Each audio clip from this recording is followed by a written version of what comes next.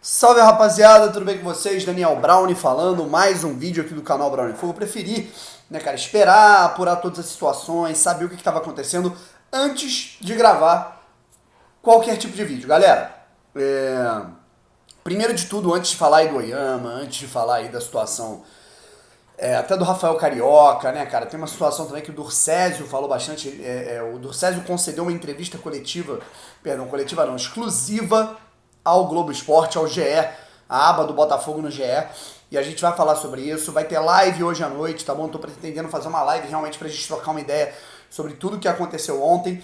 Obrigado a todos os 30 mil que se fizeram presentes na minha live ontem. Foram 5 horas de live, mais de 5 horas de live, 5 horas e 12 para ser mais exato. Né? Contamos com a participação do Pedro do Paixão pelo Botafogo e do Fabrício, membro aqui do canal, que ajudaram a gente com imagens lá de dentro do casarão, da galera. Contamos com a participação do Zé Passini, do Matheus Medeiros, então foi algo maravilhoso, tá, gente? Então, muito obrigado a todos. Né? Eu, infelizmente, não pude me fazer presente porque eu ainda tô positivo para a Covid-19, mas da maneira que a gente pôde, a gente trouxe um pouco de informação, um pouco de conteúdo, um pouco do que estava acontecendo lá para vocês de maneira remota, beleza? Bom, agora a gente fala aqui um pouco de algumas situações, certo? Primeiro, uma notícia que foi trazida pelo meu amigo Wellington Arruda, que a gente vai se aprofundar mais quando a gente olhar lá a entrevista do Durcésio, que foi bem interessante para o Globo Esporte. O Botafogo ele já está esperando para os próximos dias ou até para as próximas horas, né? Depende aí, a gente também já tem a votação da Assembleia Geral começando. Como é que funciona essa Assembleia Geral, Brownie? A questão é a seguinte, né? A Assembleia, a reunião do Conselho Deliberativo, 13 de janeiro, era a votação dos conselheiros, tá?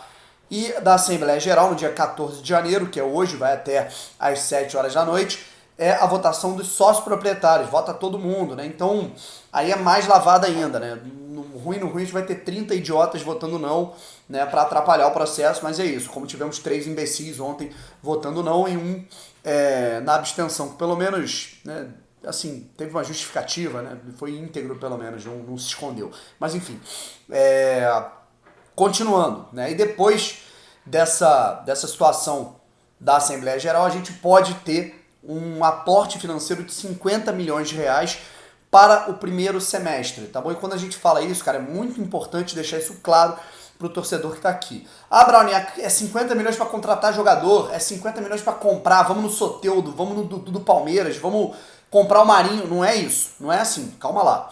Né? 50 milhões é para a receita corrente do Botafogo, para pagar dívidas que o Botafogo tem que pagar agora, para pagar questões salariais que o Botafogo ainda deve. Por exemplo, o Botafogo ainda deve os salários de dezembro de pessoas que recebiam acima de 60 salários mínimos. Exemplo, sei lá, acho que Rafael Moura, Canu, Gatito, o Botafogo tem que sancionar isso. O Botafogo tem que pagar férias e 13º dos atletas. Né? O Botafogo ele tem que, obviamente, arcar com os salários dos atletas durante todo esse período.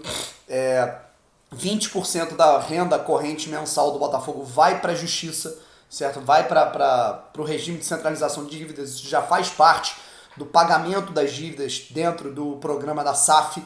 Né? Então, desses 50 milhões, não esperem que todos esses todo esse valor, seja destinado para a gente montar um super time. Não é isso, não é, tá? É muito importante que vocês tenham isso em mente. E a gente não sabe quanto desse dinheiro vai para aporte em contratações. Aí cabe ao Head Scout, que é o Rafael Rezende agora, cabe ao analista de mercado, que é o Bruno Nossi, e também o diretor executivo, que é o Eduardo Freeland, beleza? E aí a gente já tem algumas informações e algumas situações.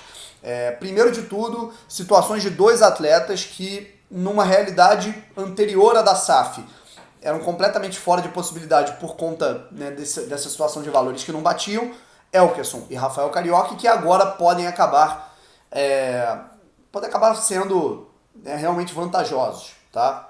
Rafael Carioca parece que está resolvendo as suas situações lá no Tigres, no México, para conseguir liberação, e com esse novo Botafogo, né, com o Botafogo aumentando seu sarrafo para conseguir montar um time, o Botafogo pode acertar nos próximos dias a contratação do volante, o que não é certo, tá? Mas o Botafogo agora tem poder de barganha. O Botafogo agora tem realmente, meu irmão, tu tá querendo isso? Isso eu não posso chegar, mas agora eu posso chegar perto disso. Tá? Antes eu não podia chegar nem perto. Tá? Agora a gente pode falar pelo menos a mesma língua para chegar ao entendimento.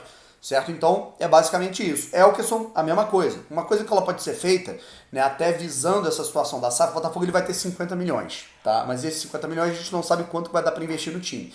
É chegar para esses atletas e falar, cara, eu vou te oferecer tanto, que já é a mais do que eu poderia, né, no Campeonato Carioca, e oferecer, né, mais, né, o dobro, ou o que tiver em mente, assim, aí vai ter que entrar na equação, a gente tem um CEO para isso, para depois do aporte financeiro, né, das cotas de TV, Campeonato Brasileiro, vão entrar mais 100 milhões de reais no segundo semestre, esse tipo de coisa, certo? Então, é muito importante a gente ter isso em mente, tá? E também temos a situação do Luiz Oyama, tá? O Luiz Oyama se despediu hoje, né, no seu Instagram oficial do Botafogo, disse que espera, né, reencontrar o Botafogo logo, né, que foi muito marcante, que vai ficar marcado na vida dele. E a notícia, né, a informação que veio por parte do meu amigo Wellington Arruda, né, que eu pude confirmar também, o Mirassol vai aproveitar o Luiz Oyama no Campeonato Paulista, né? Então, o Mirassol e na Copa do Brasil também, o Luiz Oyama ele vai ser jogador do Mirassol no Campeonato Paulista de Futebol, talvez nem na Copa do Brasil, né, cara? Porque se o Mirassol ele pretende fazer vitrine e vender o atleta, não vai querer usar numa competição que se você jogar por um time, você não pode jogar por outro. Tá? Tem esse regulamento na Copa do Brasil, mas enfim. O fato é, cara, a gente viu aí o GE falando que o Botafogo estava esperando acertar nos próximos dias, né, que o Botafogo estava muito otimista com isso, até pela situação do aporte financeiro, assim como o Rafael Carioca, com o Elkson, você tem isso com o Oyama também, opa, agora vai entrar um dinheiro, eu vou conseguir acertar essa pendência que eu tenho, né, depois de muitos encontros, né, muita situação que o Mirassol falou, que o Botafogo não respondeu, aí o Botafogo falou que respondeu sim, o Mirassol não respondeu de maneira negativa. Depois de uma novela grande, o Oyama vai disputar o Campeonato Paulista, o Campeonato Estadual, pelo Mirassol. Ponto. Essa é a grande questão. E aí vamos ver o que vai acontecer no Campeonato Brasileiro. Se o Botafogo vai retomar conversas, se organizando melhor financeiramente, se ele vai. Se o entendimento do Mirassol é fazer vitrine pro Oyama para outro clube, né? Sei lá, por exemplo. Um exemplo aqui, tá? Não tô falando que é o de agora. O Santos estava, né, interessado até o ano passado no jogador. Né? Então, existem algumas situações nesse caminho. Né? Fato é que, na minha visão, o Mirassol ele foi um pouco ganancioso. Ele está querendo dinheiro à vista, ele está querendo dinheiro agora. O Botafogo ele não tem, mesmo com esse aporte financeiro grande, o dinheiro para pagar agora, sem ser parcelado. Né? Não sei se realmente vale, né, você ir nos 3 milhões e meio no cara. O que eu penso é que o Botafogo... aliás, que o Mirassol ele foi... Vamos falar o português correto aqui, vamos falar na língua do torcedor. Eu acho que o Mirassol foi burro. Tá? Por quê? Por um lado é uma escolha, né? Também não sou diretor, às vezes os caras têm lá um planejamento, ele pode jogar muito bem o Campeonato Paulista e ser vendido por mais dinheiro que eles pretendiam no Botafogo para outro clube. Beleza, aí eles vão ter acertado. Aí eu vou ficar com cara de idiota aqui, mas eu acho que é uma burrice, porque você não faz a vontade do atleta, né? Você não valoriza o seu ativo, você está prendendo o seu ativo numa realidade menor daquilo que ele pode e que ele conseguiu produzir por mérito próprio numa segunda divisão boa que ele fez. E eu acho que você está perdendo mercado, você está perdendo vitrine. Eu acho que eles poderiam... Pô, cara, a gente vende um pouco mais barato, vende um pouco parcelado, mas a gente fica com um percentual maior de venda.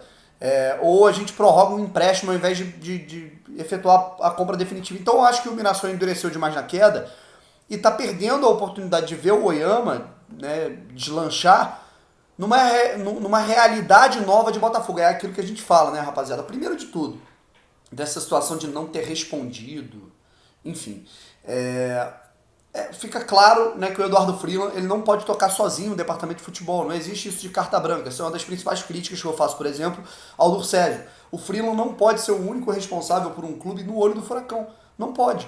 Né? Ele não pode ser o cara que negocia, o cara que verbaliza contratos, o cara que liga, o cara que marca reunião. Não, ele tem que ter um braço direito, tem que ter uma pessoa do lado, cara. Agora pelo menos tem um head scout, mas eu ainda acho que tinha que ter um gerente.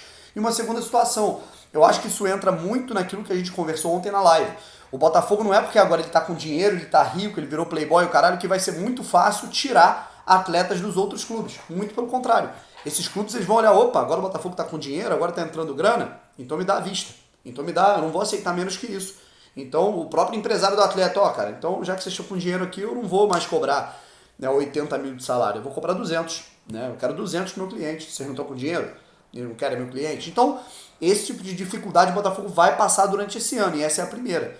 tá? Essa é a primeira dificuldade que o Botafogo está passando, e o Botafogo vai passar por esse ano, que é um ano de transição, rapaziada. Eu entendo a empolgação, vamos ganhar a Copa do Brasil, caralho, vamos ficar doido, mas eu acho que é muito importante a gente entender que é um ano de transição, é um ano pra gente se acostumar com a nova realidade, certo? Valeu, fui!